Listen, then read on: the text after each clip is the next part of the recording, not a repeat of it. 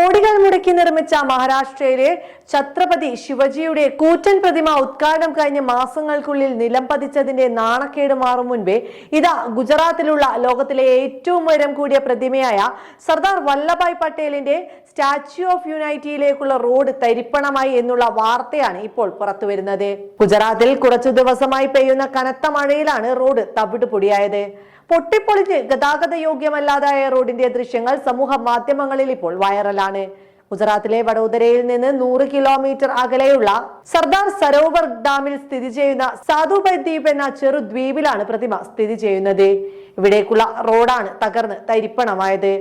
ബദോയ് റോഡിലെ രാജ്വി ക്രോസിംഗിന് സമീപമുള്ള ഹൈവേയിൽ വലിയ വിള്ളലുകൾ രൂപപ്പെട്ടതിനാൽ അപകടങ്ങൾ തടയാൻ റോഡ് അടച്ചിടേണ്ടി വന്നിരിക്കുന്നു. റോഡിന്റെ മറുവശം ഗതാഗതത്തിനായി തുറന്നു കൊടുത്തിട്ടുണ്ട് എന്ന റിപ്പോർട്ടുകളും പുറത്തുവരുന്നുണ്ട്. മാസങ്ങൾക്ക് മുൻപ് നിർമ്മിച്ച റോഡ് തകർന്നതിൽ പ്രതിഷേധവുമായി നാട്ടുകാർ രംഗത്തെത്തിയെന്ന വാർത്തകളാണ് പുറത്തുവരുന്നത്.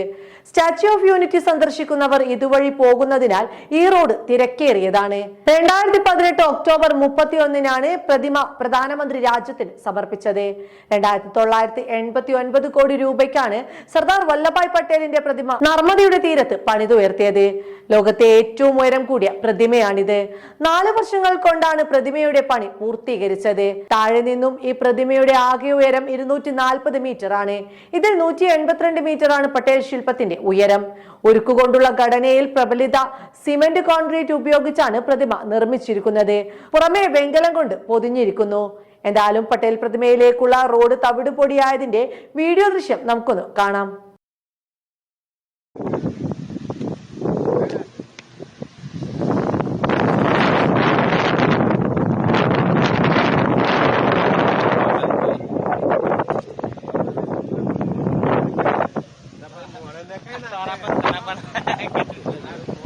Apa rambutnya nak itu, itu awalnya awalnya, lucu lucu itu nih kira.